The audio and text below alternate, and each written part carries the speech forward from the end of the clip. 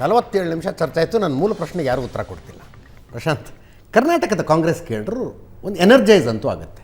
ಮಲ್ಲಿಕಾರ್ಜುನ್, ಈ ಕರ್ನಾಟಕದವರೊಬ್ಬರು ನಮ್ಮವರೊಬ್ಬರು ಪ್ರಧಾನಿ ಆಗ್ತಾರೆ ಅಂದಾಗ ಅದು ನಿಶ್ಚಿತವಾಗಿ ಕರ್ನಾಟಕದಲ್ಲಿ ನೋಡಿ, ಈಗಲೇ ದಲಿತ್ ರೈಟ್, ಕುರುಬ, ಮುಸ್ಲಿಂ ಒಂದು ಫಾರ್ಮಿಡಬಲ್ ಕಾಂಬಿನೇಷನ್ ಇದೆ, ಕಾಂಗ್ರೆಸ್ಗಿದೆ. ಜೊತೆಗೆ ಉಳಿದ ಮತಗಳನ್ನು ತಂದಾಗ ಕಾಂಗ್ರೆಸ್ 43-43%ವರೆಗಿದೆ. ಮಲ್ಲಿಕಾರ್ಜುನ್ ಖರ್ಗೆ ಪ್ರಧಾನಮಂತ್ರಿ ಅಭ್ಯರ್ಥಿ ಎಂದಾಗ ಒಂದು ಹೈದರಾಬಾದ್ ಕರ್ನಾಟಕದಲ್ಲಿ ಒಂದು ದೊಡ್ಡ ಲಾಭ ಆಗುವ ಸಾಧ್ಯತೆಗಳು, ಇನ್ನೊಂದು ದಲಿತ್ ಪಾಪ್ಯುಲೇಷನ್ ಒಂದು ವೇಳೆ ಈಗ ಖರ್ಗೆ ಅವರು ಪ್ರಧಾನಮಂತ್ರಿ ಅಭ್ಯರ್ಥಿ ಆಗ್ತಾರಾ ಇಲ್ವಾ ಅದು ಮುಂದಿನ ಪ್ರಶ್ನೆ. ಆದರೆ ಪ್ರಪಂಚದಲ್ಲೇ ಮಾತಾಡೋಣ. ಒಂದು ಸ್ವಲ್ಪ ಕರ್ನಾಟಕದಲ್ಲಿ ಇನ್ನೂ ಲೆಫ್ಟ್ ರೈಟ್ ಒಟ್ಟಿಗೆ ತರ್ತಕ್ಕಂಥ ಪ್ರಯತ್ನವನ್ನೇನಾದರೂ ಕಾಂಗ್ರೆಸ್ ಮಾಡಿದರೆ ಜಾಣತನದಿಂದ ಒಂದು ದೊಡ್ಡ ಲಾಭ ಆಗ್ಬೋದು.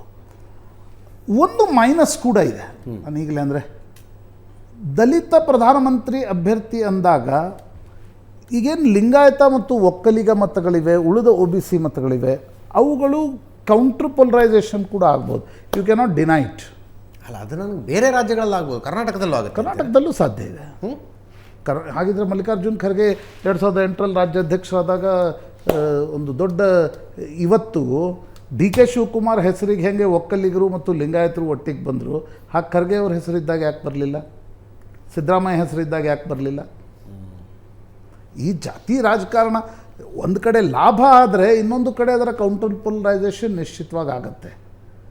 ಆದರೆ ಒಬ್ಬ ಕನ್ನಡಿಗನಾಗಿ ಎಲ್ಲರೂ ಹೇಳುವಾಗೆ ಕನ್ನಡಿಗನಾಗಿ he is the best choice. ಯಾಕಂದ್ರೆ ನಾವು ಹತ್ತಿರದಿಂದ ನೋಡಿದ್ದೀನಿ ಪಾರ್ಲಿಮೆಂಟ್ನಲ್ಲಿ, ಲೋಕಸಭೆಯಲ್ಲಿ ಇಷ್ಟೊಂದು ತಯಾರಿ ಮಾಡಿಕೊಂಡು ನರೇಂದ್ರ ಮೋದಿ ಅಂಥ ಒಬ್ಬ ಸಮರ್ಥ ಜನಪ್ರಿಯ ಪ್ರಧಾನಮಂತ್ರಿಯನ್ನು ಎದುರಿಸಬೇಕಾದ್ರೆ ತನ್ನ ಮಾತಿನಿಂದ you need to have some capacity. ಅದು ಖರ್ಗೆ ಅವರಲ್ಲಿ ಜಬರ್ದಸ್ತಾಗಿತ್ತು. ಅದು ನನಗನ್ಸುತ್ತೆ. ನೋಡಿ, ಖರ್ಗೆ ಅವರು ಇವತ್ತಿಗೂ ನನಗೆ ಹತ್ತಿರದಿಂದ ಅವ್ರನ್ನ ನೋಡಿದಾಗ ತುಂಬ, ನಾನು 2009 ಅವ್ರು ದಿಲ್ಲಿಗೆ ಬಂದ ನಂತರ ಅವ್ರನ್ನ ನೋಡ್ತಾ ಬಂದಿದ್ದೀನಿ. ಒಂದು 10 ವರ್ಷ ಮೊದಲು ಖರ್ಗೆ ದಿಲ್ಲಿಗೆ ಬಂದಿದ್ದರೆ ಮನಮೋಹನ್ ಸಿಂಗ್ ಜಾಗದಲ್ಲಿ ಖರ್ಗೆ ಕುಳಿತಿರ್ತಿದ್ರು ಅಂತ ನನಗನ್ಸುತ್ತೆ. ಎಸ್, ಗಂಗಾಧರ ಮೂರ್ತಿಯವರು ನೇರವಾಗಿ ನಿಮ್ಮ ಮಿತ್ರ ಪಕ್ಷಕ್ಕೆ ಏಟು ಅಂತ ಅನ್ಸುತ್ತೆ. ಖರ್ಗೆ ಅವರು ಪ್ರಧಾನಿ ಅಭ್ಯರ್ಥಿಯಾಗಿ ಘೋಷಣೆ ಆಗದೆ ಹೋದರೂ ಚರ್ಚೆ ಆಗುವುದು ಕೂಡ. ಅಲ್ಲ, ನೀವು ಹೇಳಿದ ಪ್ರಶಾಂತ್ ಅವ್ರು ಹೇಳ್ದಂಗೆ ಆದರೆ ಲೆಕ್ಕದಲ್ಲಿ ಮಾತಾಡೋದಕ್ಕಿಂತ ಈ ಕರ್ನಾಟಕದ ರಾಜಕಾರಣದ ವಿಚಾರವಾಗಿ ಖರ್ಗೆ ಅವರ ಹೆಸರು ಏನು ಆಚೆ ಬಂದಿದೆ, ಕಾಂಗ್ರೆಸ್ಗೆ ಇದೊಂದು ದೊಡ್ಡ ಹೊಡೆತ ನನ್ನ ಅಭಿಪ್ರಾಯದಲ್ಲಿ. ಯಾಕೆ ಅಂತ ಅಂದರೆ, ಆದರೆ ಅನ್ನೋದಿದೆಯಲ್ಲ ಅದೇ ಡೇಂಜರ್ ಇವರಿಗೆ. ಮಾಡಿದ್ರೆ ಒಂಥರ ಡೇಂಜರು, ಮಾಡದೇ ಇದ್ರೆ ಒಂಥರ ಡೇಂಜರು. ಈಗ ಹೆಂಗೆ ಸಿಕ್ಕಾಕೊಂಡಿದ್ದಾರೆ ಇವರು ಅಂತಂದರೆ, ಈಗ ಮಾನ್ಯ ಕರ್ನಾಟಕ ಇದೇ ಪ್ರಶ್ನೆ ನಮಗೆ ಕೇಳ್ದಂಗೆ, ನಾಳೆ ಬೆಳಗ್ಗೆ ನೀವು ಸಿದ್ದರಾಮಯ್ಯನವ್ರನ್ನೋ DK ಶಿವಕುಮಾರ್ನೋ ಕೇಳಿ, ಯಾವ ಕಾರಣಕ್ಕೂ ಅವರು ಈ ಮಮತಾ ಬ್ಯಾನರ್ಜಿ ಹೇಳದಷ್ಟು ಕಾನ್ಫಿಡೆಂಟಾಗಿ ಅವ್ರು ಹೇಳಲ್ಲ. ಯಾಕೆ ಹೇಳಲ್ಲ ಸರ್? ಸೇಮ್ ಹಿಂಗೆ ಹೇಳ್ತಾರೆ. ಹೆಂಗೆ ಹೇಳ್ತಾರೆ ಅದು? ಆಮೇಲೆ ನ್ಯಾಷನಲ್ ಪೊಲಿಟಿಕ್ಸ್ ಸಿದ್ದರಾಮಯ್ಯ ಕಂಟೆಂಡರೇ ಅಲ್ಲ, ಕಂಟೆಂಡರ್ ಅಲ್ಲ, ರಿಯಾಕ್ಷನ್.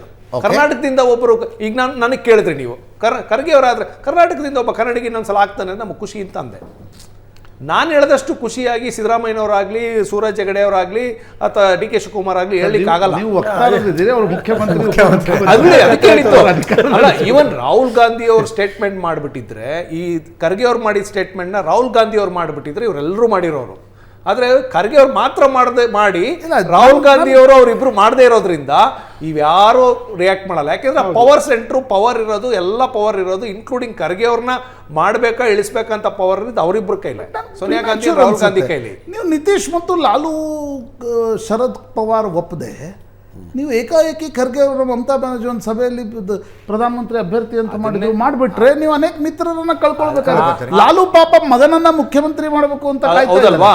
ಶರದ್ ಪವಾರ್ ಸೀನಿಯರ್ ಇದ್ದಾರೆ, ಅದೇ ಇಂಡಿಯಾದೊಳಗಡೆ ಇದ್ದಾರೆ. ಮಮತಾ ಬ್ಯಾನರ್ಜಿ ಆ ಗೂಗ್ಲಿನ ಯಾಕೆ ಎಸೆದ್ರು ಅನ್ನೋದೇ ಒಂದು ದೊಡ್ಡ ಚರ್ಚೆ. ಈಗ ಇಂಡಿಯಾ ಒಳಗಡೆ ಇನ್ನು ಮೇಲೆ ಆಗೋ ಬೆಳವಣಿಗೆಗಳಿದಾವಲ್ಲ, ಅದು ದೇಶದ ರಾಜಕಾರಣದ ಮೇಲೆ, ಕಾಂಗ್ರೆಸ್ ಮೇಲೆ ಬಹಳ ಪರಿಣಾಮ ಬೀರುತ್ತೆ. ಈ ಸಭೆಯ ಸೈಡ್ಲೈನ್ಸ್ನಲ್ಲಿ ಕಾಂಗ್ರೆಸ್ ನಾಯಕರು ಹೋಗಿ ಮಮತಾ ಬ್ಯಾನರ್ಜಿ ಜೊತೆ ಚರ್ಚೆ ಮಾಡಿದ್ದಾರೆ. ಎಷ್ಟು ಸೀಟ್ಗಳನ್ನು ಕೊಡ್ತೀರಿ? She said only 2. ಮಾಲ್ದಾ ಮತ್ತೊಂದು seat, I think Adhir Ranjan Chowdhury seat ಒಂದು, ಇದೇ ಸಭೆಯಲ್ಲಿ ಮಮತಾ ಬ್ಯಾನರ್ಜಿ ಮೋದಿ ವಿರುದ್ಧ ವಾರಾಣಸಿಲಿ ಪ್ರಿಯಾಂಕಾ ಗಾಂಧಿ ಕಾಂಪೀಟ್ ಮಾಡಲಿ ಅಂತಂದ್ರೆ ಅದರ ಆ ಡಿಸಿಷನ್ ನಾನು ತಗೊಳ್ತೀನಿ ಅಂತ ಅಖಿಲೇಶ್ ಯಾದವ್ ಹೇಳಿದ್ರಂತೆ. ಹೌದಲ್ವಾ? ಕರೆಕ್ಟ್ ಅಲ್ವಾ? ನಾವು ಕೊಡ್ಬೇಕಲ್ಲ, ಸರಿ, ನೀವು ಇಲ್ಲಿ- ಬಿಟ್ಕೊಡೋದು ನಾವಲ್ಲ. ಇಲ್ಲ, ಇಲ್ಲಿ ಏನಾಗಿದೆ ಆ ನಿರ್ಧಾರ ನಾವು ಅಜಿತ್, ತಗೊಳ್ತೀವಿ ಅಂತ ಅಜಿತ್, ಅಖಿಲೇಶ್ ಯಾದವ್ ಹೇಳಿದ್ರು. ಇಲ್ಲಿ ಕಾಂಗ್ರೆಸ್ ಪರಿಸ್ಥಿತಿ ಅಲ್ಲ, ಕಾಂಗ್ರೆಸ್ ಪರಿಸ್ಥಿತಿ ಏನಿದೆ ಗೊತ್ತಾ? ಕರ್ನಾಟಕದಲ್ಲಿ ಒಂದು ಬಿಟ್ರೆ, ಕರ್ನಾಟಕದಲ್ಲಿ ಅವ್ರು ಯಾರು ಅಲಯನ್ಸ್ ಪಾರ್ಟ್ನರ್ ಇಲ್ಲ, ಬಿಟ್ಬಿಡಿ. ಆಮ್ ಆದ್ಮಿ ಅವರು ಇದ್ದಾರೆ, ಅವ್ರು ಕೇಳೋ ಪರಿಸ್ಥಿತಿ ಇಲ್ಲ. ಕರ್ನಾಟಕ ಒಂದು ಬಿಟ್ರೆ ಇಡೀ ದೇಶದಲ್ಲಿ ಯಾವ ರಾಜ್ಯಕ್ಕೆ ನಾವು ಹೋಗಿ ನೀವು ಕಾಂಗ್ರೆಸ್ ಮೆಜಾರಿಟಿಯಾಗಿ ನನಗೆ ಈ ಸೀಟ್ ಬೇಕೇ ಬೇಕು ಅಂತ ಕೇಳೋ ಪರಿಸ್ಥಿತಿ ಕಾಂಗ್ರೆಸ್ ಇಲ್ಲ. ಎಲ್ಲ ನಿಮಗೆ ಇಂಡಿಯಾ ಪಾರ್ಟ್ನರ್ಗಳ ಜೊತೆನೇ ನೀವು ಬಾರ್ಗೇನ್ ಮಾಡ್ತಾ ಕೂರಬೇಕು. ವೆಸ್ಟ್ ಬೆಂಗಾಲ್ಗೆ ಹೋಗಿ ಅವ್ರು ಕೊಟ್ಟ ಸೀಟ್ ತೊಗೋಬೇಕು, ಯು ಪಿಗೆ ಹೋಗಿ ಅವ್ರು ಕೊಟ್ಟ ಸೀಟ್ ತೊಗೋಬೇಕು, ನೀವು ಬಿಹಾರ್ಗೆ ಹೋಗಿ ನಿತೀಶು ಲಾಲು ಡಿಸೈಡ್ ಮಾಡಿದ ಸೀಟ್ ತೊಗೋಬೇಕು, ನೀವು ಪಂಜಾಬ್ಗೆ ಹೋಗಿ ಆಮ್ ಆದ್ಮಿ ಅವರು ತಗೋಬೇಕು, ಡೆಲ್ಲಿಗೆ ಹೋಗಿ ಅಲ್ಲಿ ತಗೋಬೇಕು.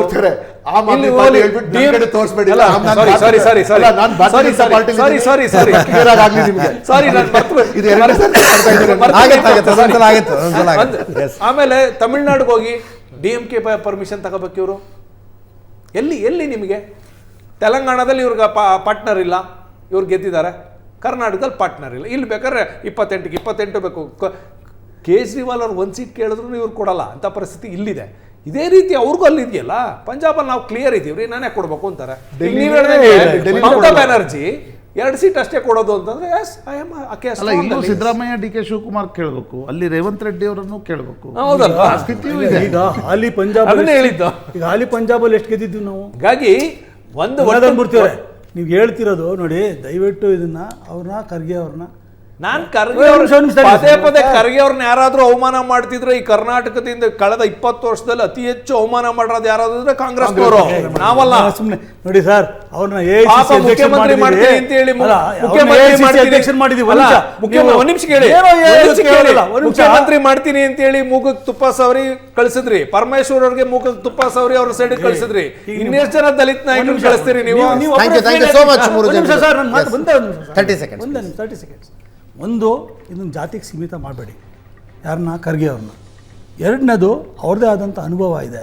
ಮೂರನೇದು ನಮ್ಗೆ ಎಷ್ಟು ದೇವೇಗೌಡರು ಪ್ರಧಾನಮಂತ್ರಿ ಆದಾಗ ಎಷ್ಟು ಹೆಮ್ಮೆ ಆಯಿತು, ಅಷ್ಟೇ ಒಬ್ಬ ಕನ್ನಡಿಗನಾಗಿ ನಮ್ಮ ಖರ್ಗೆ ಅವರಾದ್ರೂ ಅಷ್ಟೇ ಹೆಮ್ಮೆ ಆಗುತ್ತೆ. ನೇರ ದಿಟ್ಟ ನಿರಂತರ ಸುದ್ದಿಗಾಗಿ ನೋಡ್ತಾ ಇರಿ ಏಷ್ಯಾನೆಟ್ ಸುವರ್ಣ ನ್ಯೂಸ್.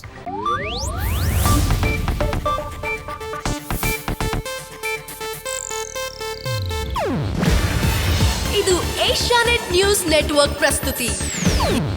ನೀವು ನೋಡ್ತಿದ್ದೀರಾ ಏಷ್ಯಾನೆಟ್ ಸುವರ್ಣ ನ್ಯೂಸ್.